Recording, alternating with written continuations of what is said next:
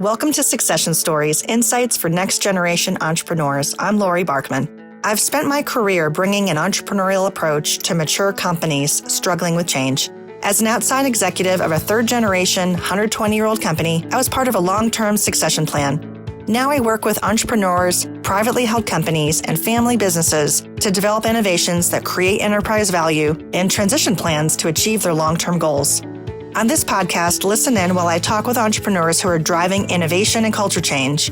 I speak with owners who successfully transition their company and others who experience disappointment along the way. Guests also include experts in multi-generational businesses and entrepreneurship.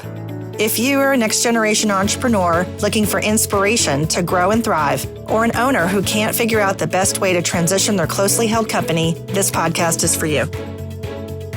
I spoke with Elizabeth Blount McCormick, second-generation CEO of UniGlobe Travel Designers. UniGlobe is an independent travel company serving corporate and leisure travelers in the U.S. At the time of this interview, the global travel industry faced $1.2 trillion in losses due to the COVID-19 pandemic, an amount equal to the entire GDP of Mexico. Elizabeth discussed the impact on her company, and as you might expect, it's been tough. She shares how focusing on client service, industry relationships, and fresh ideas are helping the team get to the other side of the rainbow, to use her phrase. Be sure to subscribe and leave a review if you enjoy the episode. Thanks for tuning in. Hi, Elizabeth. Thanks for being on the show today. It's great to have you here. Thank you so much for the opportunity. I appreciate it. It's been a tough year for you and for your firm. And we'll talk about that. We'll talk about UniGlobe Travel Designers. I want to start with you, though, because I think you have an interesting story with you and your mom, that you're second generation. I know there's other family members that have been in the company, too. And I thought you could start by giving a brief history of the company. Tell us about your mom, Elsie, and how and why she started the firm. Okay. So we actually used this business for our spring and summer travel. And the original owner approached my mom and said, why don't you become my partner? And she did. And at the time, she had like 1.5 people, realized that the original owner, her partner, wasn't a great business person, so she bought him out. And so she took a hobby. We fortunately have been able to travel, and travel has been something my parents instilled in us from being really young. So it was just a natural fit because we love to travel, and so that would be a good way for us to continue to see the world. She didn't have any goal to make a lot of money because she didn't need to do that. So it was really just growing a business. And she grew from 1.5 people to a staff of 14 when I joined her. And she really grew organically. So a lot of the accounts that she landed were just because of her reputation here in Columbus, Ohio. She'd been on a number of boards and had won a number of awards, and she'd helped my father grow his medical practice. He's an ophthalmologist. So it was really word of mouth and reputation. And the first large account she landed was here in Columbus, I always say The Ohio State University. And with that, it just led to other businesses and Columbus City Schools and other private companies that looked at our business and wanted to work with her. So our business at the time, and actually when I joined her, it was in 2006. And at the time we had done I think it was like 9 million, right? And I joined her and I thought, wow, this is great, but what else can we do? And me personally, I had a background in retail. I went to Spelman College in Atlanta, and then I moved to San Francisco, worked for the Gap company. So the Gap Corporation, their headquarters is there, and then there's one in New York. And then after I completed the training program, moved to Miami, Florida. I was there for 3 years. And then my last stint in retail was working for Bono. So the head singer of U2 has a clothing line called Eden. It's sold in Bergdorf's and Barney's and Neiman Marcus. And I was traveling all over the world. I was production manager of that line, and kind of getting a little burnout. And so my mom's sister and I had this conversation, and she said, look, I think I'm going to sell the business. And Jacqueline and I said, well, we're going to move home. We want to try our hands at entrepreneurship because we watched my father's practice, watched my mom with his business. And so I joined her in 2006. And at the time we had 14 people. We did like $9 or $10 million a year in sales. And when Jacqueline and I joined, we were trying to figure out what do we need to do, right? And how, and then the things that we looked at that we had to do were obviously investing in marketing. We had to develop a website. We had to hire, a company to do that for us, to track SEO.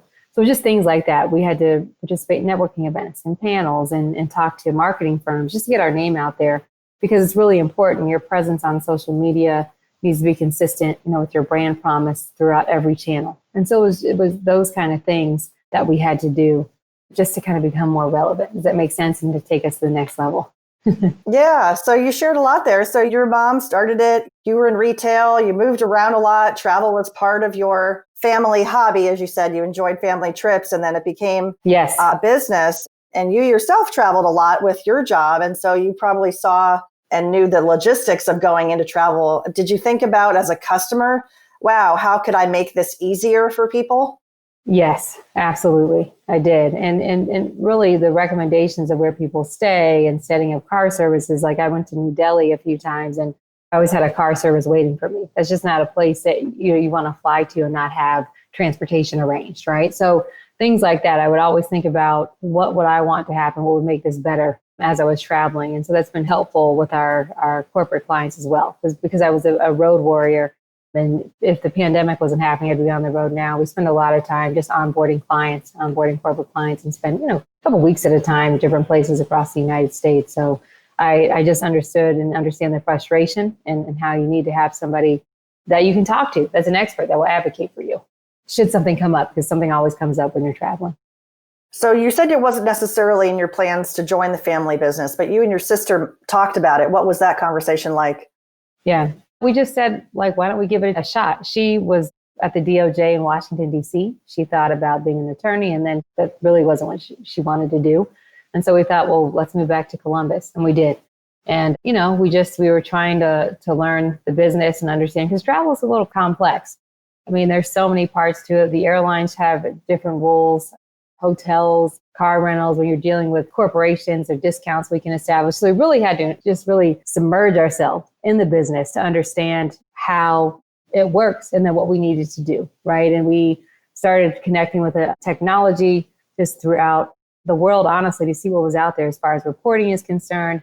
We really focused on our relationships with the different, hotel, airline, and car rental reps, because relationships are key. Really, to be successful, you've got to have trust and you've got to have those relationships that are reciprocal. And so we spent a lot of time focusing on those things, because we knew we're essentially the middleman at times, right? So if a flight is canceled, our customers are angry at us. So we have to do everything that we can and try to alleviate that stress. But it's understanding, who do we need to talk to? Who are the players in a certain situation? We spend a lot of time with that, really just becoming well known in the industry and focusing on those relationships. And it's been very helpful in our growth. Well, landing Ohio State University as one of your first clients was no small feat. That's a pretty big institution with a lot of travel, professors and academics and athletic teams. Yes.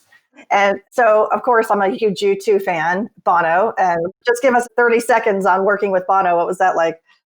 Okay, so it was with his wife. So he, at the time, was on the North American tour. So she would fly in from Ireland just to see what was happening with the line, and if we were meeting kind of the direction that she wanted, along with where the designer is executing her vision of the brand. So it was her way to get into the retail business. She's a nice woman. We had a good relationship. It was great working with her. And I spent a lot of time. It was interesting. It was a smaller brand. So I spent a lot of time in Soho. I would source different items. It wasn't like working for, like Gap, which we would make hundreds of thousands of units. We were making like 100, right? So it was very special. It was specialty items and special pieces that were sold all across the U.S. So you had this great retail experience. You traveled the world and you said, okay, it's time to come back to Columbus. Mm-hmm. What was that transition like working alongside your mother and your sister? Well, I mean, the thing is that I was coming from the smaller boutique brand, which was like a small business. So it was an easy transition to kind of apply what I was doing at Eden, and then also what I did at Gap, right? So we took a lot of just the best practices. I mean, we had a handbook, but we needed to perfect that. So it was really a lot of what are the skills that we can take and the learnings that we can take from our past work experiences to apply to the business to make it better. And I mean, at the time, my mom just, again, she was great, a great businesswoman, very smart and savvy, but there were just things she really didn't have time to do, that it was like, now let's get some structure in place. We don't want to get away from the fact that we are a family-owned business, because there's something special about that. I mean, and the people that work for us, they are our family. But we also had to get some procedures and policies in place. We had to implement reviews and and talk to people quarterly, and just that, feedback, having clients participate in surveys. Like that's how we could really perfect our service, right? You have to inspect what you expect. So for my mom, she was like, why do we do all this stuff? I mean, she was just like, let's just grow the business. But in order to grow it properly, you have to put those processes and best practices in place. So we are all very close. My mom, sister, and I. My sister does not work in the business. She works in diversity and inclusion as a head D&I lead for the third largest grocer in the country. However, we still I consult with him. My mom still works with me in the business. My mom was able to see the importance of putting those processes in place. Because if we have, it's so much easier now. And that's what I wanted. I didn't want it to get to the point when we were looking at opportunities that it was always like a panic and hectic. It's just like, okay, we know what we have to do. If we speak to a prospect, this is the information we have to send over, and we have it. It's like a well-oiled machine now. And that's what I was trying to get to. And it takes a while. You walk into a family business, and my mother had grown it, and I was just trying to learn the ropes from her. I took over a lot of the relationships that she managed for many years, but I learned the art of it. And it really is just being authentic and genuine. And when you are that way, and you're true to who you are, people can see that you really care. And the thing about our clients is it doesn't matter the size of the corporate client or even the leisure client. They're going to receive that same service. And that's what my mom just instilled in me. We have a saying, the customer is always right, even when they're wrong. And we believe that. So it's like, lose the battle, win the war, right? Like there are things that come up. People are frustrated if things happen in travel. Like, okay, the customer is right. Let's make it right. And because of that, we've had a lot of growth. And there are times that maybe the customer isn't 100% right, but who cares? Like, just take care of the issue. Yeah, definitely. And people appreciate that because customer service is key. You know that in your business, right? I mean, it's just when you see it, you're like, oh my gosh, they really do care. And they're always there and they're always around. A good customer service is hard to find. And I think people miss that. Well, especially when you're traveling, it can be very tense if things are running late and you're missing a connection or someone's not showing up or, Yes. And then things can escalate very quickly. So if you're there for them providing that service, that's great. I also love the example you shared for creating structure in the organization, because I talked to a lot of people in different generations, and second generation kind of has the reputation of, well, they just sort of do what the first gen did. They didn't want to mess anything up. And I love how you came into the business with your sister and said, okay, well, what can we do differently? And you focused on putting processes in place so that you can scale it. And you mentioned when you joined, you were 14 employees and the company was around 9 million. And I think I read some articles about your revenues. If you can share just high level, I mean, how much growth did you see over, a 15-year period or so? Yeah. Well, last year in 2019, we did 37.5 million. So it was our biggest year. And if COVID would not have happened, this would have been our biggest year yet. So it was a little bit of a bummer. But we've grown and doubled the revenue, and then obviously tripled it from that time when I joined her in 2006. Again,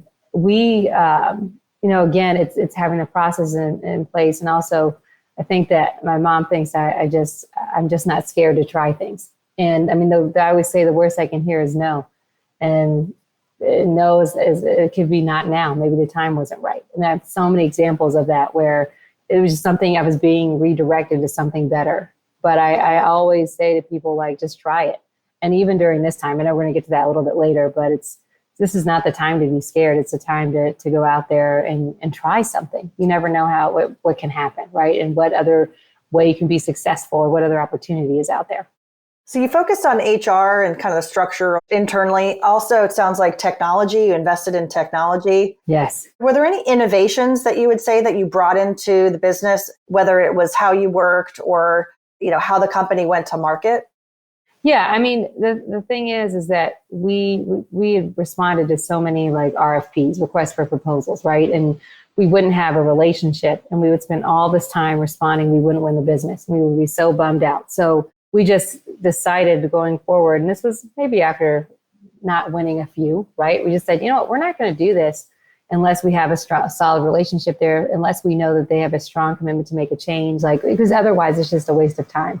So that was a best practice we put into place instead of just bidding on anything, right? And even to this day, there's some things that just won't even respond to because it's not a good use of our time. And oftentimes, unfortunately, hopefully this will change, but oftentimes because I'm a Black and women-owned business and nationally certified in both of those levels, they want to have that type of supplier in the mix, but there really is no chance for me to win the business. Does that make sense? Yeah. So we just learned that quickly. And then with our team, we just looked at the people we're bringing in and looked at people that were stepping up, and we're really serious about our culture, right? We want people to be friends with each other. A team that gets along, that are friends with each other, are more successful than a team that doesn't. So we spent a lot of time focusing on our culture.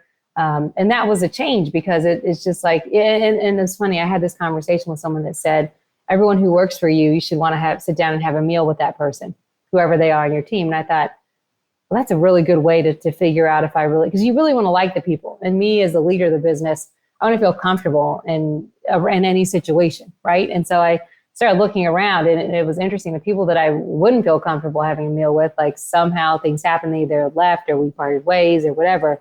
But I do like everyone who works for me. And that's an important thing, right? Just to be able to do that and to get to that point. So we focus a lot on the culture, making sure people are the right fits. Now we work with a firm that's based out of Los Angeles. They recruit travel consultants, and from all over. They've staffed Netflix travel departments. So they have high quality talent, and you have to have that relationship, because as we continue to grow, I want to be able to just have that talent at my fingertips. So things like that, instead of just putting, it's not about putting an ad on Indeed, it's about having a direct relationship. So it's just those kind of best practices, like, okay, if we want the best talent, then we need to work with a firm who does that. And yeah, we'll have to pay something for that talent, but it's worth it because we'll have an A player, an A plus employee. Yeah, and you've defined your fit. You've defined, what's the type of person characteristics that would be successful. And then when you're recruiting and retaining, you're using that as your lens, which is really smart. Yes. So let's switch gears a little bit and talk about the pandemic. Again, I know this has been really tricky, and you and I had rescheduled this a couple of times. Yes. And rightly so. I think it was important for you to be ready to have a conversation about it. It's so raw because it's happening right now. And this is a show that maybe a year from now, somebody will listen to it. So it's not just about today.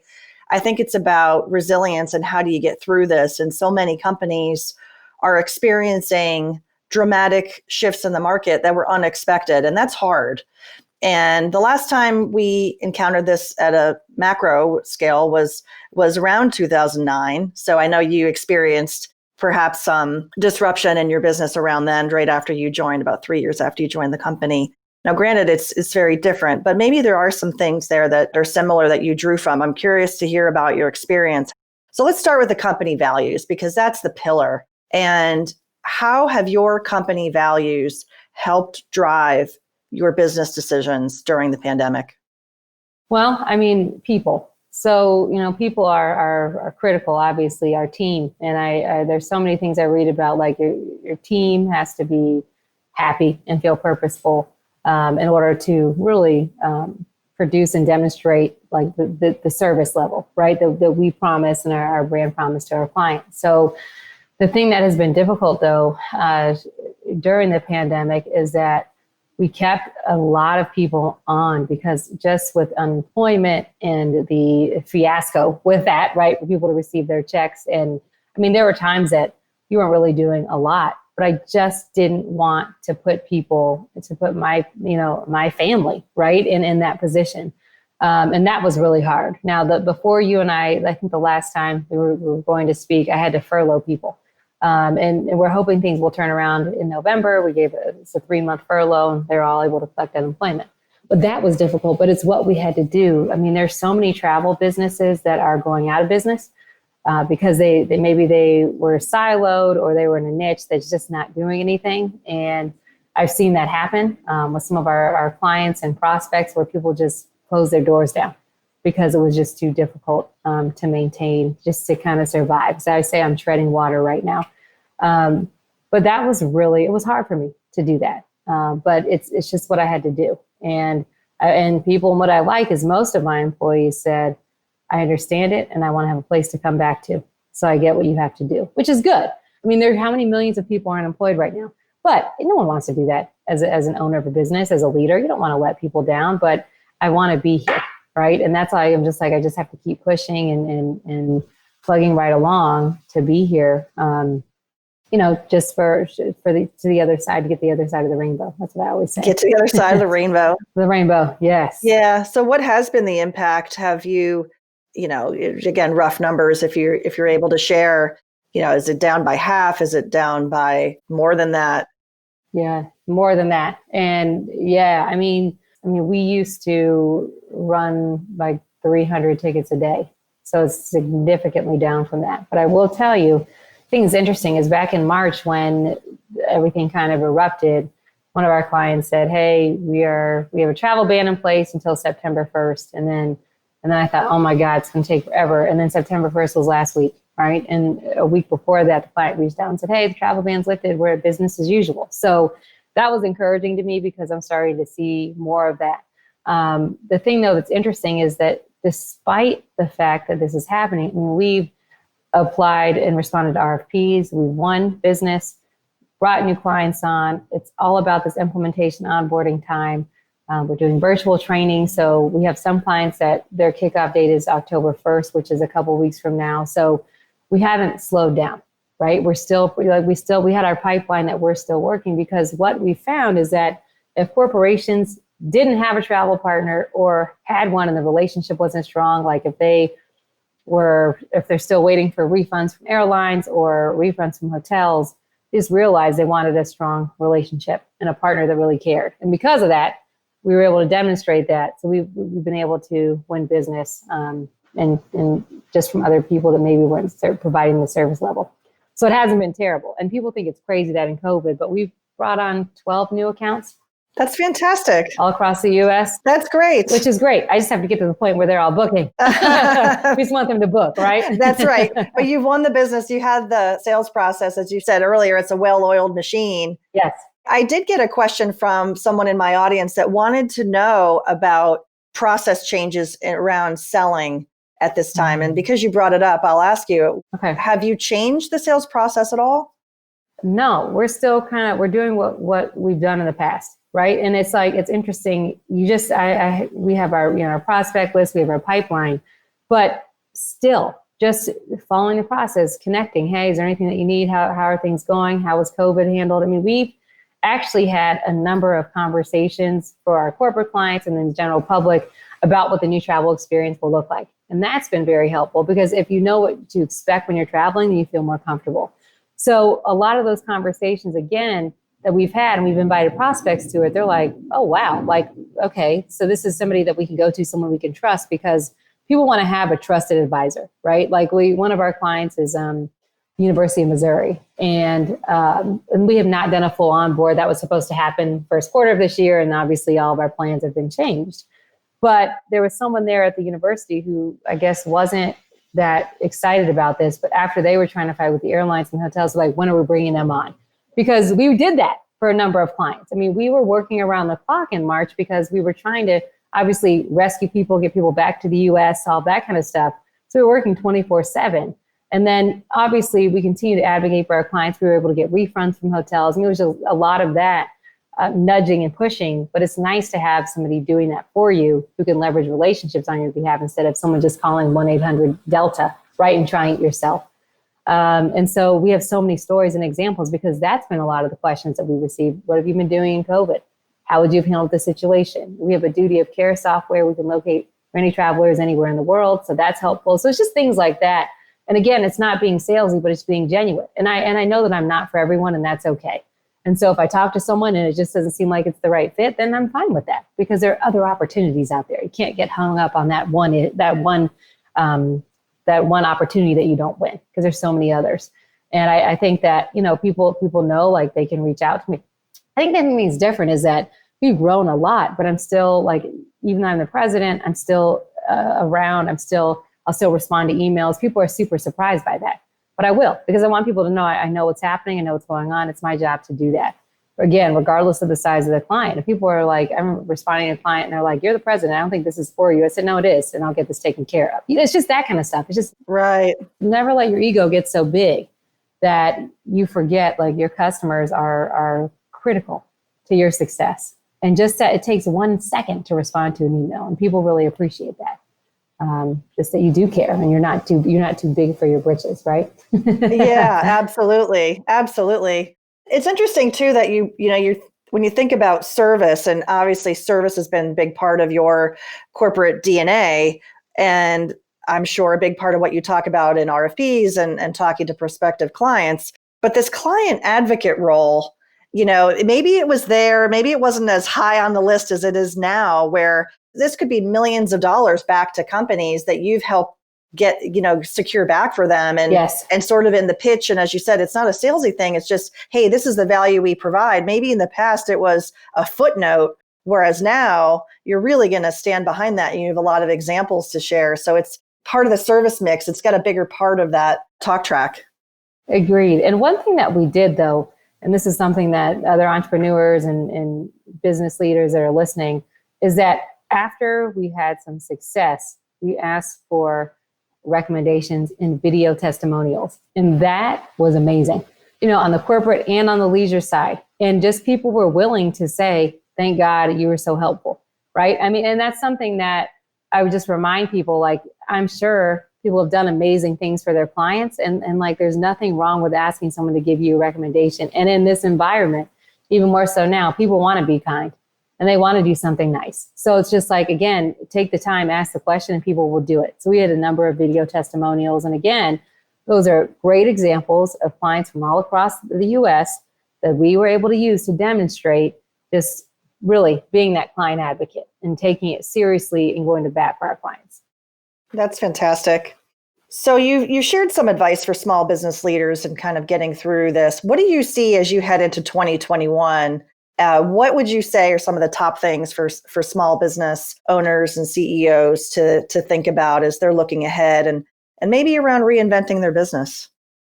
Yeah, I mean, I think everyone is using, I think the buzzword is pivot, right? And I think that one thing that we did that was interesting is that we reached out to a number of our suppliers that we booked vacations with, and we started happy hours, and we would do lunch and learns and invite people to attend these Zoom calls. We played some games, gave some things away, but we wanted people to continue to dream about travel. And when they're dreaming about travel, we want them to, we want to be the top of their mind as UniGlobe travel designers, right? And that was just something that I think my team thought it was a little crazy, but then as we started doing it, they're like, this makes a lot of sense. Like, this is great. It's a great platform. It's a good way for us to talk about the places all over the world. And then recently we focused on domestic locations because, as you know, we're unfortunately U.S. passport holders are banned from traveling to a number of places. That will change. But for the moment, though, there's so many wonderful places here in the U.S. We talked about RV trips. We're planning luxury RV trips and train trips for people. So my point is that you just have to think about what's out there. There's an opportunity there. And so I'd say to business owners and leaders right now, just start thinking about that. And really, I love saying to my team, like, what do you think? Do you have an idea? Just like collaborating and everyone coming together is really helpful. But you've got to be able to kind of adjust and ebb and flow and be creative. I mean, I posted something on Facebook about RV trips. And I had like 200 shares and I forget how many comments. It was insane, right? And my team was like blown away. And it's just things like that because people want to continue to dream. People want to travel, but they want to do it safely, and they want to make sure they're social distancing and that the social distancing practices are in place. But it really is like, think about it. Is there something that you're not doing right now that could really appeal, right, to your clients? And even though we posted about RV trips, the thing that was interesting is that other trips came from that. So maybe like after digging deeper and learning more about RV trips, maybe it's just like, well, I want to do something else. Maybe the RV trip isn't for me, but it was just that sparked something else to get them to book multiple trips with us. It's just that kind of stuff. And again, there you are, like not hard selling, but just saying, hey, this is something to think about. You're encouraging people to dream. And I think in business in general, that's what we need to do as business owners. What can I offer my clients maybe they're not getting? I just think it's something that has been really helpful for us. The other thing, too, that we started doing a couple years ago, but I've said this to other travel company owners, is that we charge service fees for leisure because people would call us and they'd want us to do all this research. They take all the research and book it themselves. Well, all the people that work for me, they still have to be paid, right? So I said, wait a minute, you're coming to us. We're the expert. It's a consultation fee. However, we answer your call if you're traveling. We're available 24/7. We deal with every aspect. Like, I mean, some things are so detailed where people want us to plan meals or excursions, and that's fine. Or it depends on the client. It could be a step-by-step itinerary, no problem. But again, you're paying for our expertise and our knowledge and our relationships, and people see the value in that. So I'd say to business owners, is there another way you can generate revenue? Is there a local partner that maybe you could partner with? Like, I'm talking to some local businesses here in Columbus about possibly partnering together on some travel items, just something like that, again, to continue to reinforce your brand. But there's just so many possibilities out there. And I think that some people are really overwhelmed and they're kind of digging themselves into a hole. And you just want to got to pull yourself out of that and see, are there people that I could partner with locally?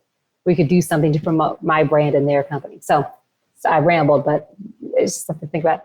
Yeah.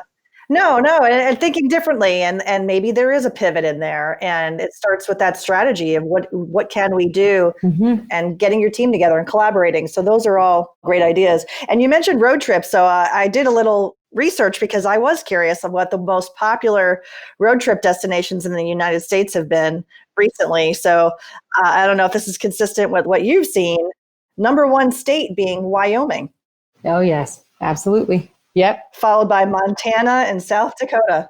Yep, absolutely. Just as far west as people can go to. And it's true. And beautiful destinations. And outdoor activities. Yeah, that maybe they wouldn't have normally gone to. Exactly. That's right. Exactly.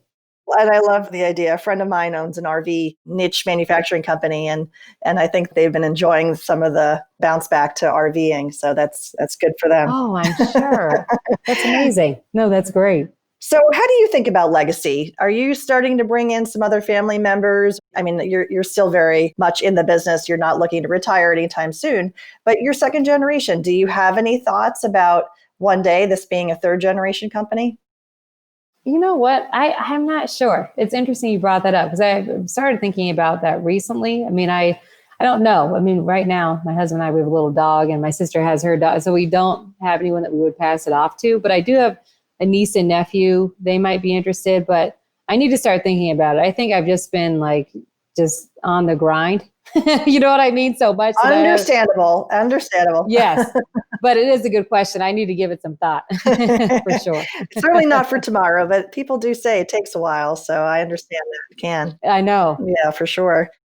So some quick questions for you. One of them is, if there were no travel restrictions, where would you be right now? Okay, I was supposed to be cruising the Greek islands right now. I had a cruise that was booked every year. I put together a President's Cruise. We were starting in Athens and ending in Venice, and I'm so sad. We canceled it in March. So that's where I would be. I'd probably be in Mykonos or Santorini right now, just cruising, the Mediterranean and living my best life. That's where I would be. Beautiful. Well, you said you can dream it and you can see it in your mind. That's right. That's right. If you were going to write a book about your life, what would the title be? Failure is not an option. That's a good title. What do you think is the most difficult part about being a leader? Oh my gosh, being strong all the time. And, during COVID, people were looking to me to be the strength and the leader. And I was able to do that. But there are moments when you're just like, can I do this anymore? And you can, and you will, and you figure it out. But as a leader, people can't see you. You can't break down. You always have to, have that strong position. You always have to be have your head on straight and know where you're going, because people are looking to you to drive the ship, right, or drive the boat. And because of that, that was really hard. But I've gotten through it, and I'm better. And no one ever saw me break down, because you can't do that, right? But that's really hard, though. It's hard to lead a company, and then, as you know, sometimes it can be lonely, right? And it's nice to be able to talk to other business owners to get their perspective. And that's what's been nice too during this time. I've had so many people I could just reach out to. We just have a transparent conversation. How are you doing? How are things going? And what do you need? And sometimes it's just having a listening ear, right? And there were so many things, things happened where I had a couple of, unfortunately, people I had to fire, had a couple of people quit. And with that, it was a weird time to do it during the pandemic, but it was the right time, right? Because it gave me time to really reevaluate, figure out there were some things that weren't going well that should have been taken care of for my clients. So now during this kind of lull, this kind of quieter time, we're able to get things together, right? And we're everything that we promised, we were delivering that.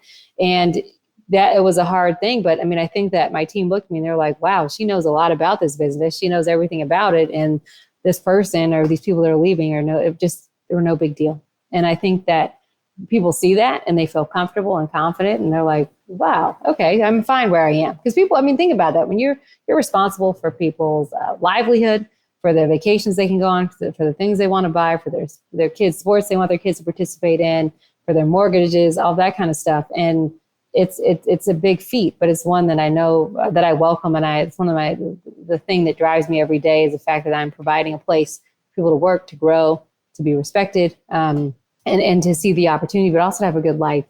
And I think that so many people looked at that and realized like I really do care. And that's what I want people to understand, that work here. I do care about you. I'm going to do everything I can. And this business will still be here. But there's also like that other side that people don't talk about where it's like, this is really hard. It's really hard. It's really hard, but you get through it. Yeah, you get through it and it can be lonely at the top. Yes. Do you have a favorite saying about entrepreneurship? I do. A no leads to a better yes. So many times I was told no, and then something was so much better. And it's my favorite saying. I always tell people that. A no is it's a redirection to something that you never even expected. My mind has always been blown. And I'll tell you, when I first started working in the business and responding to RFPs, and I would just get depressed if we didn't win it. And then I realized like there were reasons for that. And I had bigger opportunities and better opportunities because of those no's. I love that. I love that. If someone wants to learn more, Elizabeth, about you or UniGlobe Travel Designers, how do they find you online? Okay, so on Instagram, it's UniGlobe TD, so Tango Delta. And then obviously it's UniGlobeTravelDesigners.com on Facebook, and we have a LinkedIn page as well. But that's a good way to reach out to us if there are any questions about travel. There are a lot of restrictions out there. There's still some states that require quarantine. So I'm saying to people, if you're interested in going somewhere, like consult a travel expert, just so that you don't fly someplace and you're quarantined for 2 weeks and you don't even get to see your family, or you're not able to attend your meeting. So just make sure, just enlist an expert. We use experts for so many different things. Use one now. It's just nice to have that, that relationship and that advocate.